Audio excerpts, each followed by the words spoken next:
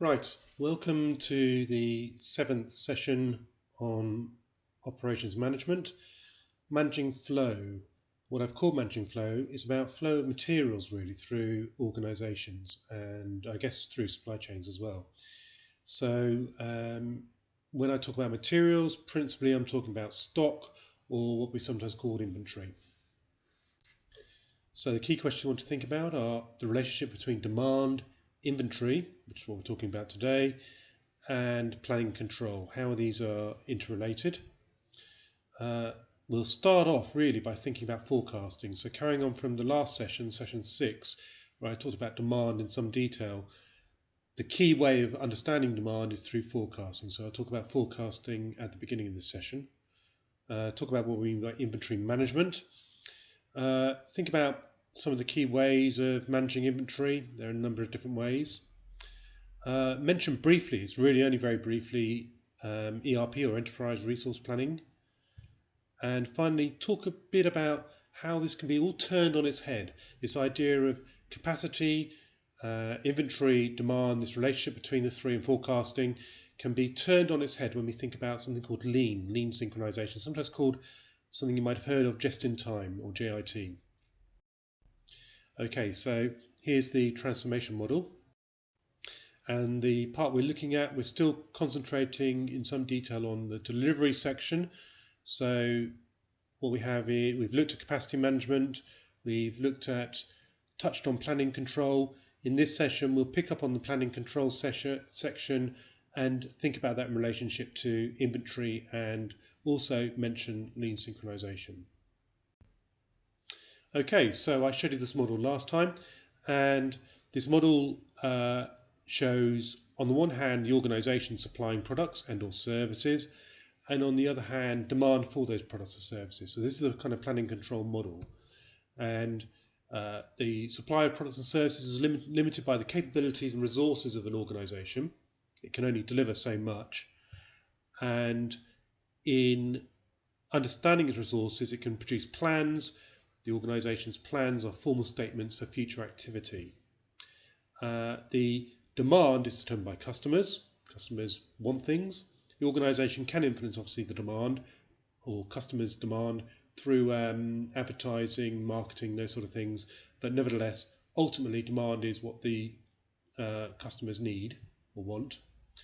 And control is about coping with changes in that demand. Okay, so the job of the operations manager is to reconcile these two through planning and control. I've got planning on the one hand, on the supply side, control on the demand side. So let's start with this question. How can organizations predict demand, which is such a big problem, in order to better plan and control their operations? So what they do is they do forecasting. They forecast what they think demand will be into the future. It can be qualitative or quantitative. Often detailed level is a quantitative approach, and we can forecast all sorts of things in life. We can forecast the weather or the likelihood of a volcano erupting, all sorts of things.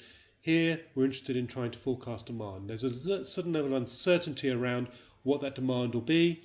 We can make predictions, and those predictions are generally based on past activity. So what happened in the past, and can we use the data from the past to extrapolate to the future? So it's an estimating approach into a future which is not entirely known. It's used in all sorts of contexts, as I just mentioned, including, for our point of view, operations.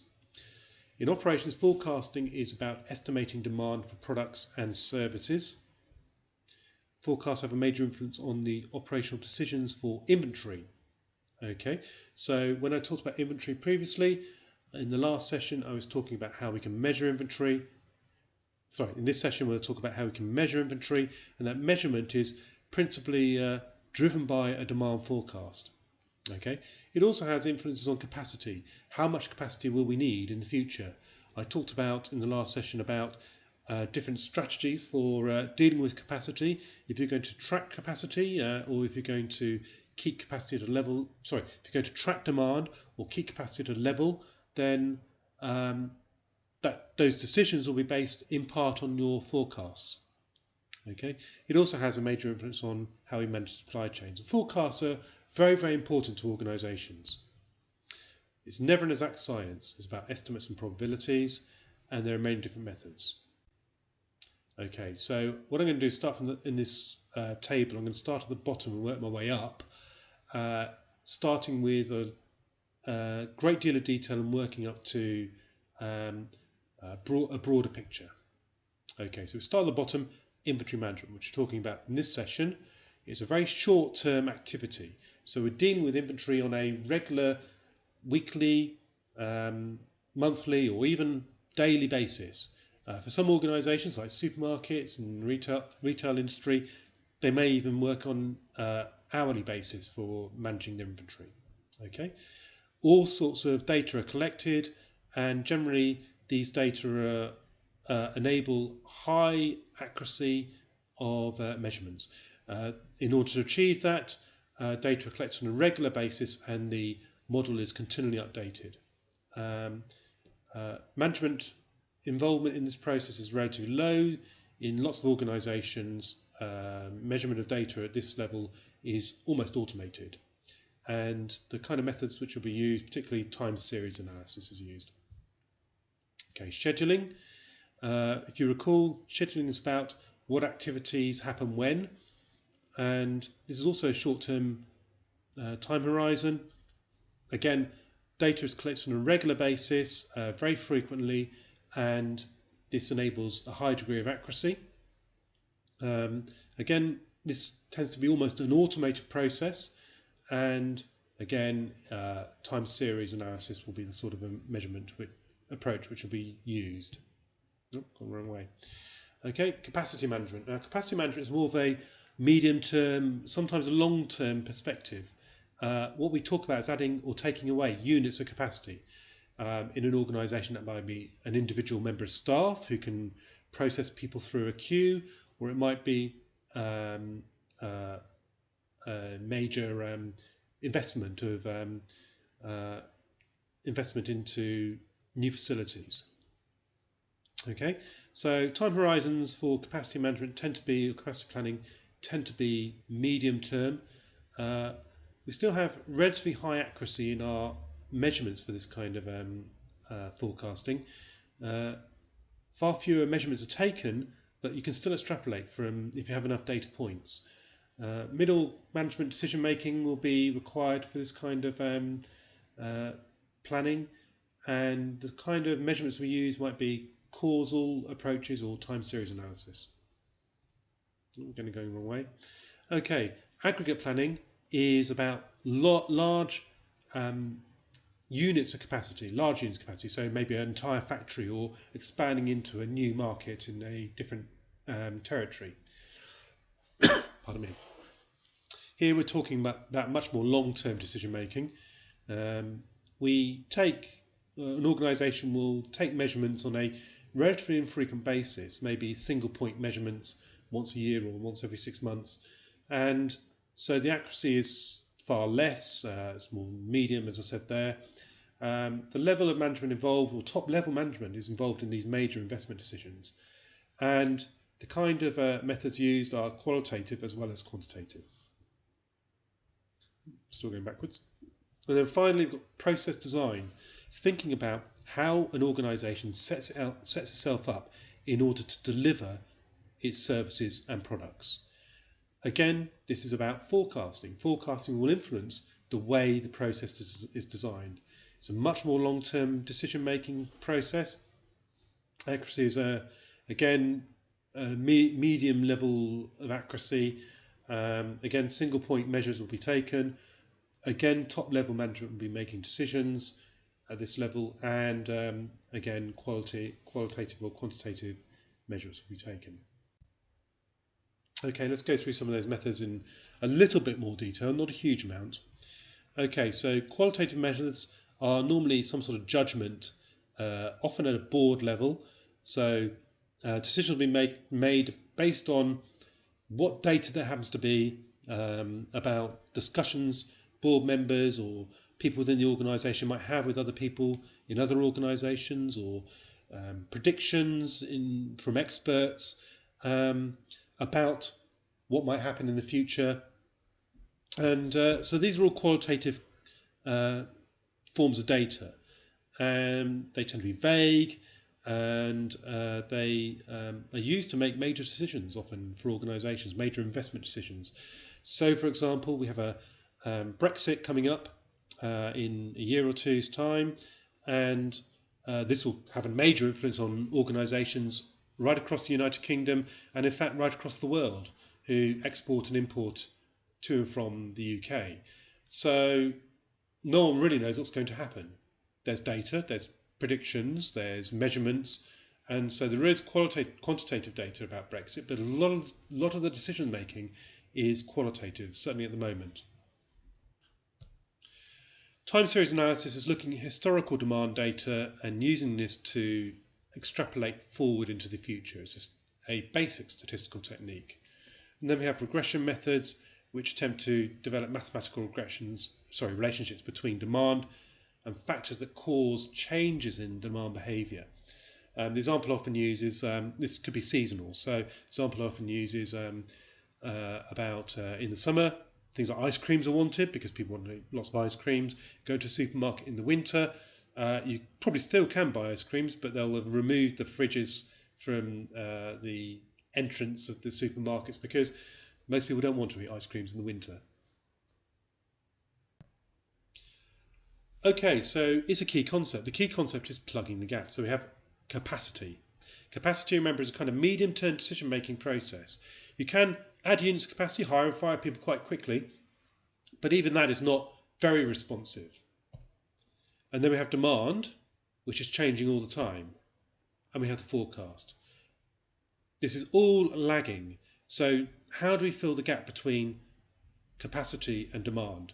Demand is going to increase and decrease. Capacity is much more slow to respond to those increases and decreases. So how can organisations fill that gap? Well, as I said there, it's relatively difficult to change capacity on a day-to-day basis. They use inventory. Okay, they build up stock, and then that stock can be released when demand is above capacity. It's a short-term and, as I said there, flexible way of matching supply with demand. Okay, so the way to think about inventory is to think about a flow of materials. Inventory also can be thought of in services as forms in the form of queues building up. They're a kind of inventory of customers in process. So what we have here is a diagram showing at the outset an inflow, a supply from previous processes or maybe suppliers of products, materials, possibly customers, flowing into a store. It could be a warehouse for stock, or it could be a waiting room for customers. And so the flow will come into the organisation, and then the organisation will draw down on that inventory in order to keep its process, its capacity used to the maximum. And the outflow is then to meet demand. If a sudden increase in demand happens, then we can draw down more inventory to keep the process moving. Pardon me. So we have input processes, a buffer inventory, and then output processes. So the key issues in inventory are establishing requirements and then thinking about the key issues around inventory. So the establishing requirements, as I just said, is about forecasting. What are the forecasts, or indeed what are actual orders, and what form will this demand take? Okay, and then inventory issues are what to order. So what are we going to order? What products? What components? How much of any given product or component do we order at any given time? And when do we make our orders? So I talked about different types of demand, the nature of demand. Demand can be either dependent or independent. So dependent demand is where demand tends to be predictable. It's dependent on other factors which are known.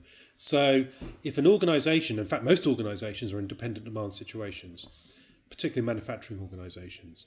So if an organisation is supplying to another organisation, that other organisation will have made forecasts or predictions of what it needs over a month, 2 months, 6 months, a year, and it will place orders with its suppliers for those components, products, materials it needs. Okay, into the future. So the organisation supplying will have a fairly predictable understanding of what its customers want. Okay, independent demand is where there's a lot of uncertainty. So really, this principally applies to organisations which are customer facing. We're talking about retailers, organisations selling products directly to the consumer, and in fact, almost all service organisations. Lots of service organisations sell directly to the customer, and there's a customer staff interaction at the point of service consumption, and demand is almost always independent. That's not always the case. A lot of organisations require services as well, and there the demand might be a bit more dependent, but certainly where services being sold to consumers, then demand is independent. Obviously in the former one, dependent demand, decision making is a lot easier, both around capacity and inventory. With the latter example, in independent demand, decision making is a lot more difficult.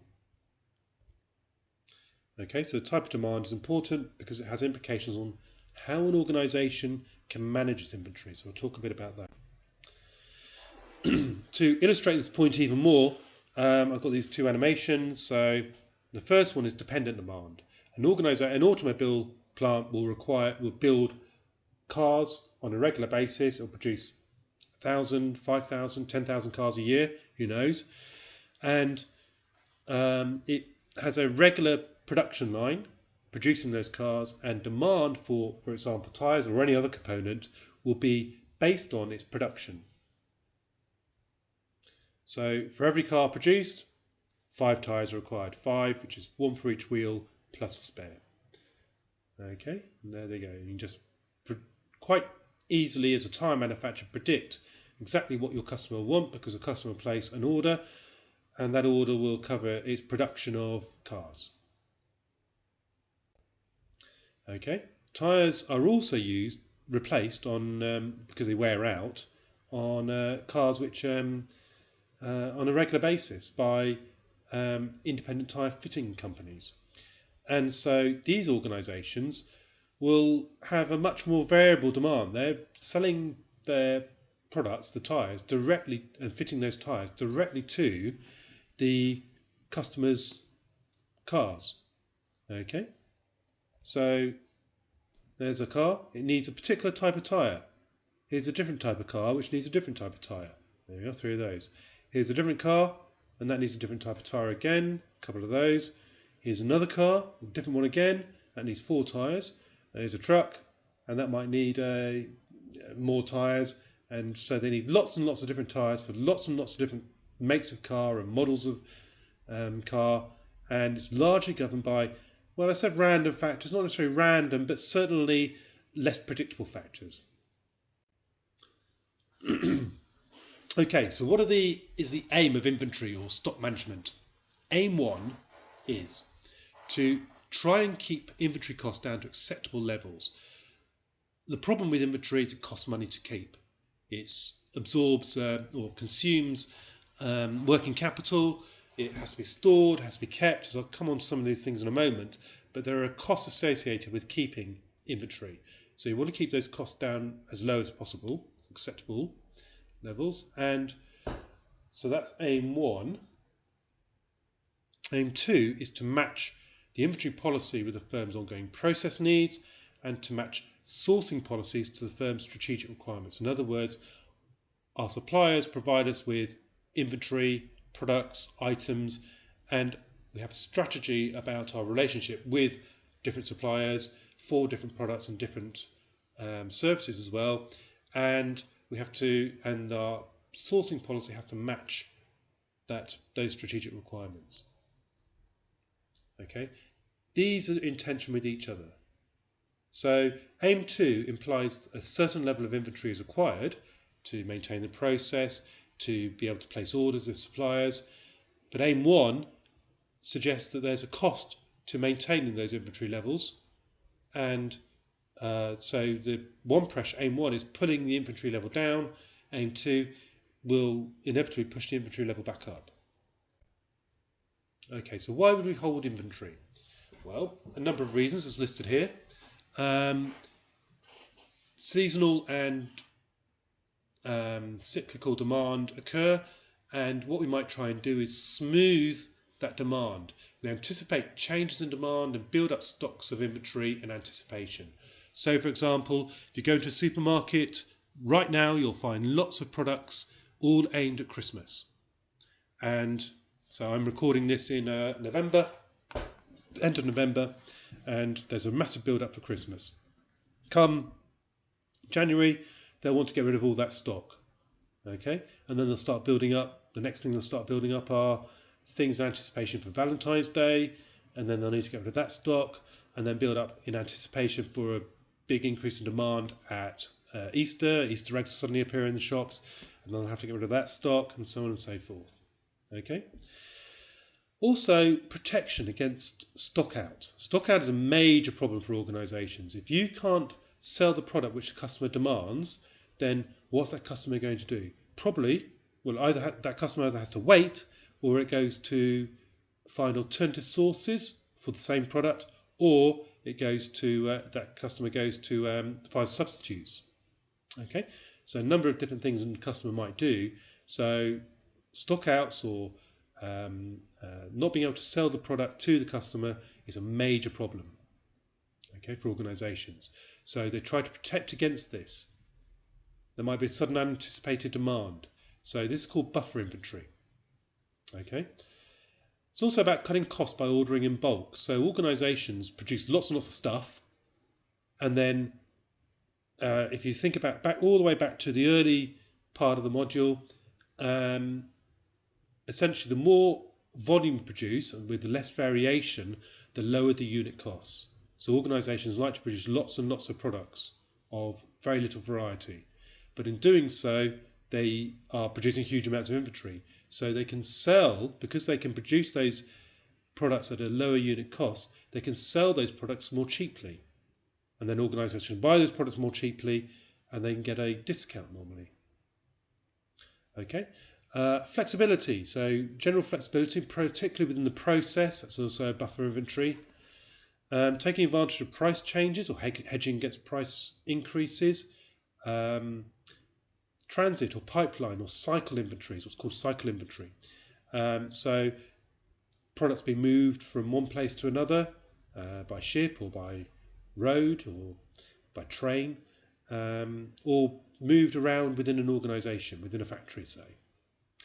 To overcome lead time problems. So suppliers will provide products and those products will arrive eventually with the customer. But the time between placing the order and the product actually arriving is called a lead time. And this lead time can be whatever it is, doesn't matter what it is, it could be a day, a week, a month.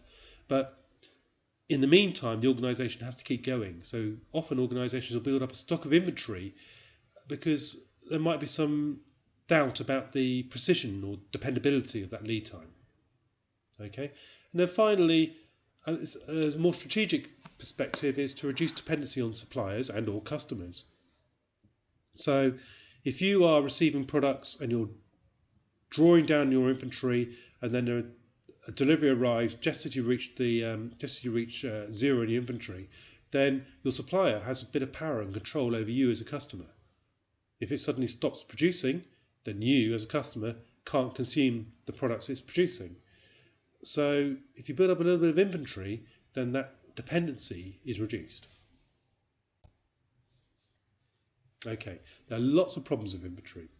So there's good reasons for holding them, but lots of problems. The first one is that inventory ties up working capital. So as I mentioned before, you buy stock, you buy inventory, you've paid out for that inventory, be it components in a factory or final products in a supermarket or a retailer. It doesn't matter. You've paid the money for those products and you don't get a return on that expenditure until you've sold those products. With a factory, you can't sell the components until they've been converted into a final product which can then be sold. Okay, so that inventory is tying up working capital. It also takes up space. So products need to be stored, they need to be stored safely, and that requires a warehouse. Another kind of inventory which I haven't really mentioned, but which is also important to organisations, is information. Information stored on massive databases. Those databases are very expensive and take up space. Okay, inventory is prone to damage, so it could be damaged in transit, or it could be damaged whilst it's being stored, perhaps from weather conditions, or perhaps from being knocked over or just bumped into in some way. So whilst it's being stored, you spent money on it, and if it's damaged, you can't use it. Okay, pilferage, basically it can be stolen. So someone can break into your warehouse or break into your compound or your organisation and steal items which you've stored. Okay, and it can become obsolete. So the iPhone 6 is now, and the iPhone 7 are now obsolete. The iPhone 8's come out, and the iPhone X has come out, as an example. What else is obsolete? Fashion products like clothes vary from season to season, and that's as soon as the new season's clothes come out, which are trying to meet burgeoning consumer demand, the old season's clothes suddenly become obsolete. Inventory also, and this last one is surprisingly important actually. Inventory also allows manufacturing errors to go undetected. By that I mean, if you've got inventory, you can keep supply going even if you're making mistakes in the production process, or there are bottlenecks in the production process, or if there's slowing down of machines, or you're not working quite as quickly as you thought, or things going wrong. If you've got inventory, you can keep the process going. And the problem with that is those manufacturing errors and those production errors won't get spotted. Okay, so types of inventory. I've kind of alluded to these, but I'll reiterate them. So all organisations hold some kind of inventory. So we have physical inventories, the thing I've been talking about most throughout this session. And this is stuff. This is what most people think of as stock or stuff, items, components, finished products, whatever it is. It's all stuff which needs to be stored. Okay. Now, something people think of a bit less are queues of people in particular. So if you think about an organisation like, for example, a general practice, if you're going to see a doctor, what do? They have a number of people who are doctors who can process you, and those people are very expensive. They are capacity, and they want to keep that capacity used to its maximum because they're so expensive. So what do? They build up a stock or queue of people in the waiting room, so that the doctors are then always busy seeing one patient and then the next patient and the next patient. If they see somebody and finish, there's always somebody else to come in and be seen. Okay, so if you go to your GP and you're in the waiting room, part of the reason for that is that the general practice is trying to maximise the use of its capacity. The capacity being, in this case, the doctors who you're going to see. Okay, and finally, information. I just mentioned this. Information is often in the form of digital databases. These databases need to be stored in buildings. They're often supercooled, and information warehouses they're called. And information warehouses are called warehouses for a reason. They are storing large quantities of something. That something is information. Okay. And again, digital information can easily be stolen, as we've seen lots of examples recently of information being stolen and sold on to be used, people's data being used, unless it's protected. So organisations have to spend money, time, effort to protect the information. Okay, so here's some examples which I ran through during class. Some in the hotel. The hotel has physical inventories, such as food items, drinks, bathrooms, bathroom items, and so forth. It has queues of customers. Okay, so hotels also have queues of customers at check-in and check-out, and they have to be stored. They're stored in a foyer, and then hotels also have information, lots of information on databases such as customer details, loyalty cards, information about suppliers, that sort of thing. Okay, so hospitals have lots of inventory. They have lots of things, dressings, disposable instruments, blood, and other products like blood, plasma, and so forth, are all things which have to be stored. Okay, blood, for example, has a use by date. If it's not used in the time available, then it has to be thrown away. Now that is obsolescence, a type of obsolescence, and and also a cost. If things are thrown away without being used, is a cost. Okay, so hospitals, for example, have to manage their blood supplies very carefully. Okay, customers, in this case patients for a hospital, on a waiting list, patients in beds, waiting for surgery, patients in recovery wards, are all just being stored. They're just hanging around waiting for to be processed. And then finally they have information in the form of medical records. Okay, credit card organisation. They need blank cards, which is a kind of plastic product, letters, forms, those sort of things. Customers waiting either on the phone or being processed, their application being processed. So I guess this is a little bit dated now. Most people wouldn't phone up for a credit card application. They do everything online. But the waiting process is still customers waiting for a decision. Okay, and then credit card companies have lots of personal and credit information on databases. And those databases have to be very carefully protected. If those are stolen, then people's money can be stolen. And finally, computer manufacturer, any manufacturer really. So manufacturers have components for assembly, packaging materials, finished products ready for sale. These are all forms of inventory. Okay, so inventory in the inputs, inventory in the process, and inventory of outputs at the output stage. Okay, until it's sold or shipped on, it's inventory for the manufacturer. It has queues of customers waiting for delivery of their products, and manufacturing organisations also have customer details, supplier information, that sort of thing.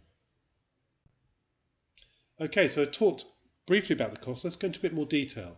So costs decrease as order size increases. Okay, why is that? Well, if you increase your order size, the costs go down in terms of ordering costs. Okay, the cost of making the order. You can get price discount costs, and also you reduce the cost or the danger, the risk of either a shortage or a stock out, and that's a major cost to an organisation. So in that sense, as order size increases, costs decrease. However, and probably much more importantly, costs increase as order sizes increase in terms of carrying costs. That's the cost of storing things, warehouses, data warehouses, places to store people in queues like waiting rooms and foyers and so forth. Okay, obsolescence costs. So I've talked about some of those already.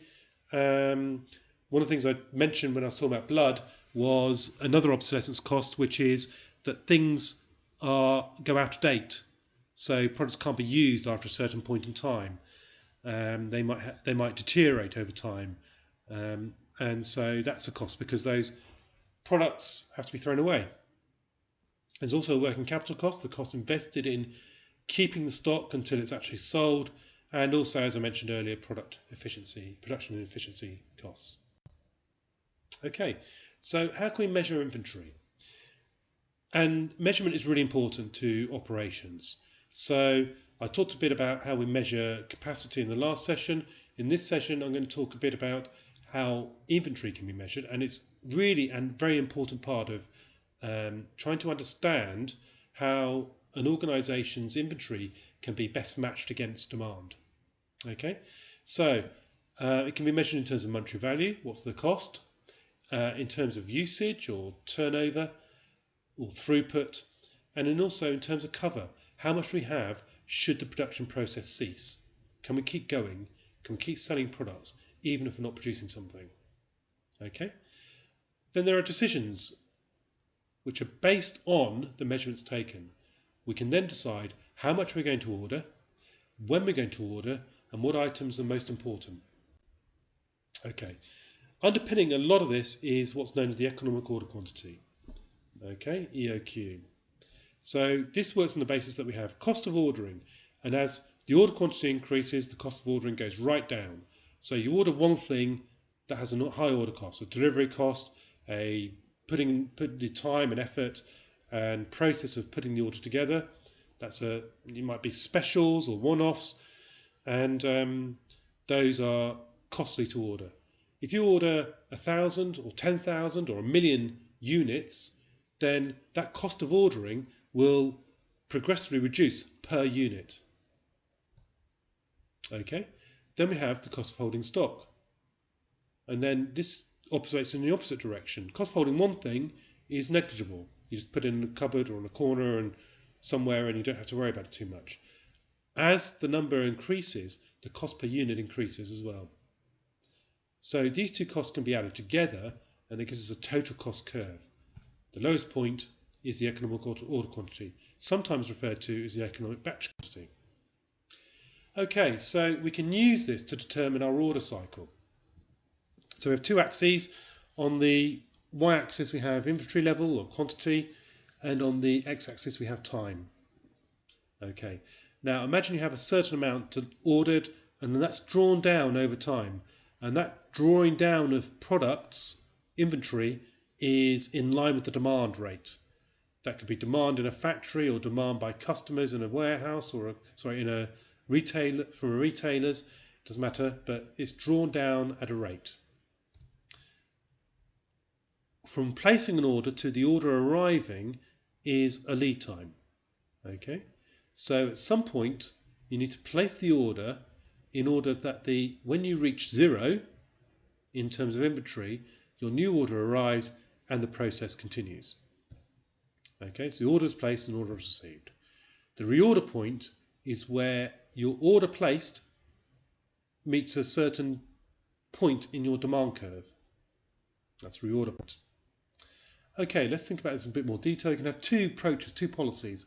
First is the reorder level policy. So we decide we can have a certain level at which point we will put in orders. Okay, so there's a more realistic demand curve. It's variable, and when it reaches the point, the reorder level, that point triggers. So our stock goes down to a certain level. That triggers an order being placed. So we have a lead time for the order of the stock to be replaced, and then it comes. The amount we order each time is the economic order quantity. Okay, down it goes. You can see variable demand, and we order every time the economic order quantity. And we have replenishment times, and they're shown, but we have a variable order cycle time. So this very much depends on demand. When demand brings us down to a certain point, we place an order, our suppliers can then fulfill that order. So we have fixed order quantity, variable order cycle.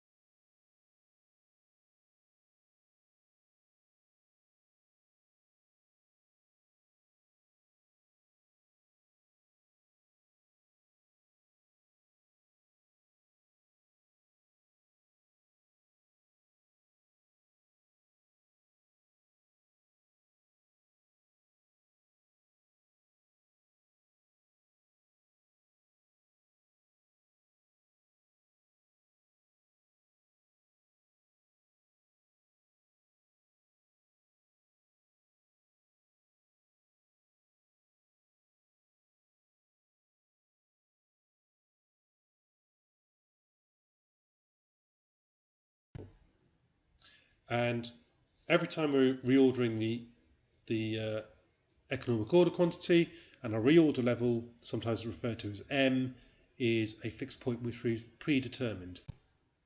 Okay, another approach is to have a maximum stock level. For example, an organisation might have a warehouse which can only hold a certain amount.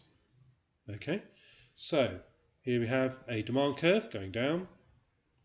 At a certain point in time, we will reorder to whatever we have in stock at our order time, less the taken away from the maximum stock level. So there we are. The difference between the maximum stock level and what we have at the point of ordering is how much we order. Demand continues, the stock arrives after a lead time, but it's of course less than our maximum stock level because demand has continued to erode what we had in stock. Okay, and then that process gets repeated. We have a variable order size depending on what demand is drawing down upon our stock, but we have a fixed order cycle, as you can see. So variable order quantity, but fixed order cycles. That's a reorder cycle policy.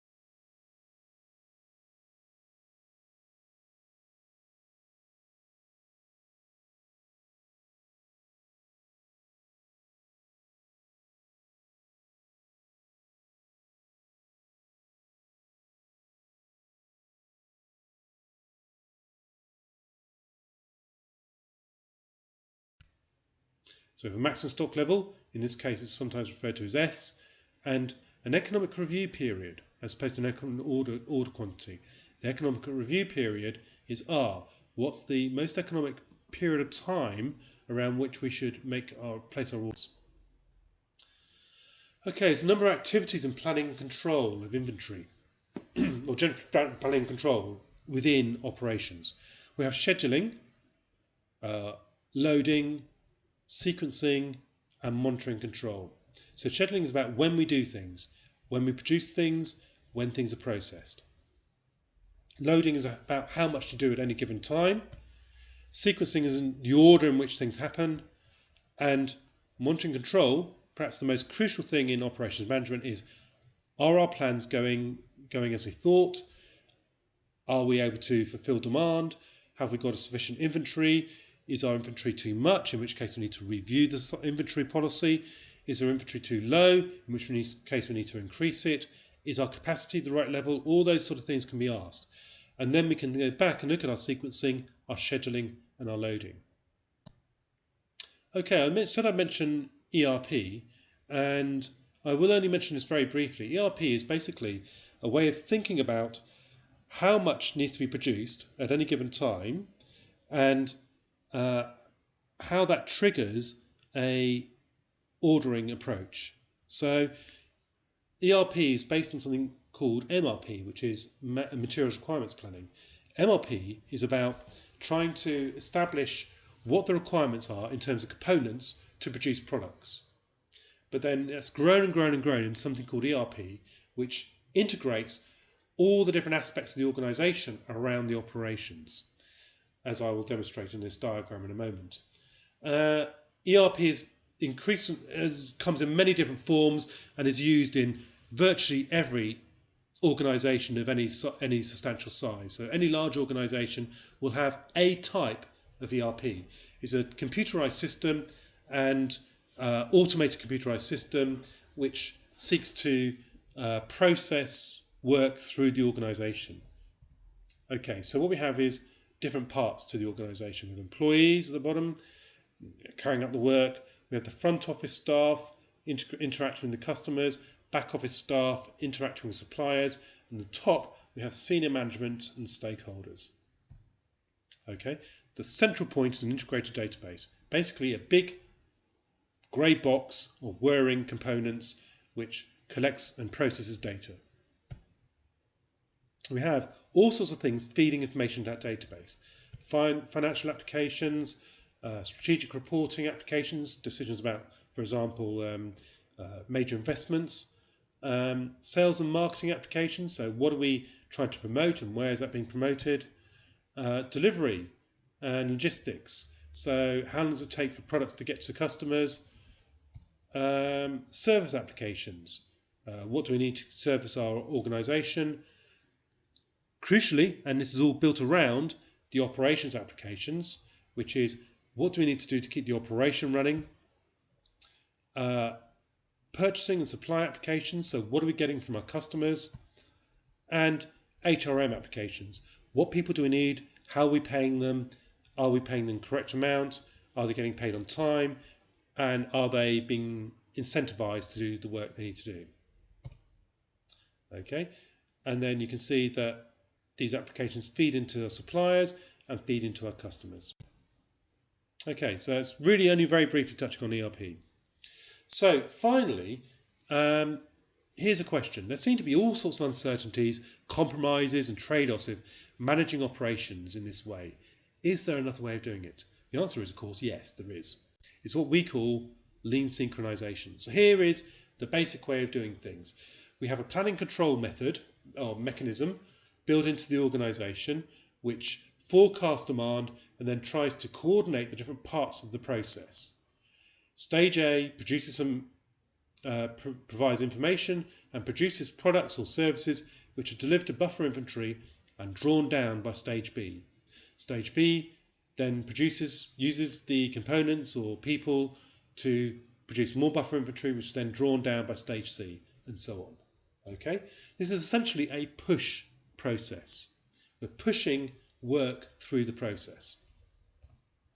Here is a different way of thinking about things. This is called lean synchronization. Now, we start with Stage C. Stage C has demand for its products or services. Okay, only when it receives demand does it place an order with Stage B. Stage B receives that order, and only when it receives that order does it produce something to be delivered to Stage C. Once Stage B has removed whatever it produces, a product normally, then it places an order with Stage A, who can then fulfill that order to Stage B, but not before, only when it receives the order. Okay, so in lean synchronization, there are no buffer inventories. Okay, what is lean? Lean is about removing waste. Okay, it's rooted in Japanese production practices and has spread pretty much everywhere. It's used in most large manufacturing organisations. So automobile manufacturers virtually all use a form of lean production. Manufacturers in aerospace, for example, are now using lean manufacturing. Manufacturing of anything in large quantities tends to be done using lean production methods. Okay, so waste is anything that is other than the minimum amount of materials, equipment, parts, space and workers' time as well, which is absolutely necessary to add value to the product. So it's all about what adds value, and then in turning an organisation into a lean organisation, You analyze the process using process mapping, and then remove anything which is deemed not to add value, or seek to remove everything which is not adding value. That's waiting time, that's time in process, that's inventory, that's everything. Here is a way of thinking about lean production in practice. So you can see there's a ship floating along, and its process would be impeded if it were to bump into all those production problems, such as work in process, defective deliveries, downtime, inaccurate quantities, rework for mistakes made, unstable demand going up and down, off standards, untrained operators, poor layout, floor layout, scrap, all sorts of things. These are just some examples. Now, what's keeping that ship afloat? From a lean perspective, that ship is being kept afloat in this situation by inventory. Now, what lean production does is drain that inventory away, drain the sea away, drain the swamp, and as to use a term which has been used a lot recently in politics. Okay, so drain the swamp, drain the sea, drain the water, and if you do that, the ship's going to bump into those rocks. So that means that organisations have to fix those problems so that the ship, the production, can continue. So there we are. That's what's trying to be shown in the second diagram. Okay, so a Japanese word muda is used to think about waste. So muda means waste in Japanese. And here are some different types of waste: overproduction, waiting, excessive transportation, inappropriate processing, unnecessary inventory. For proper lean organisations, they'll have virtually no inventory at all. Unnecessary excess or excess motion, defects is a major problem for organisations, and finally underutilised employees, which I've added to this list. Okay, other key issues in lean production are maintaining respect for all workers and continually improving processes and systems. Continual improvement in lean production is called Kaizen. Okay, just in time is often used synonymously with lean production and is what actually most organisations implement. So it's a key feature of lean production. It's about this process of producing things only when you receive an order. So this can be implemented very effectively within a factory. Okay, so as I said, just in time and lean production are often used synonymously and refer to each other in almost the same sentence sometimes. And what's it about? It's about producing goods and services exactly when they're needed, not too early, not too late. Either is a waste. Too early, you end up with buffer inventory. Too late, you end up with stock out. Okay, so it's receiving a signal to produce something and then producing it and delivering it as it's needed. Okay. It's a philosophy as much as a process. There's a lot of tools and techniques associated with lean production and just-in-time production. See, I've just used the same terms in the same sentence. But it's also a philosophy, a way of working, a way of thinking. It's breaking the traditional idea of developing buffer inventories and planning and controlling the process and building the control and planning into the process as opposed to imposing it upon the process. It requires improvement in all performance objectives. So quality, dependability, well, I say all, there's one which isn't quite so emphasised. So cost, obviously, mainly through inventory reductions, dependability, speed in particular, and quality. Those four are really, really emphasised by just-in-time. The one which is sacrificed a little bit is flexibility. Okay, it works more difficultly. It's more difficult to implement where flexibility is required.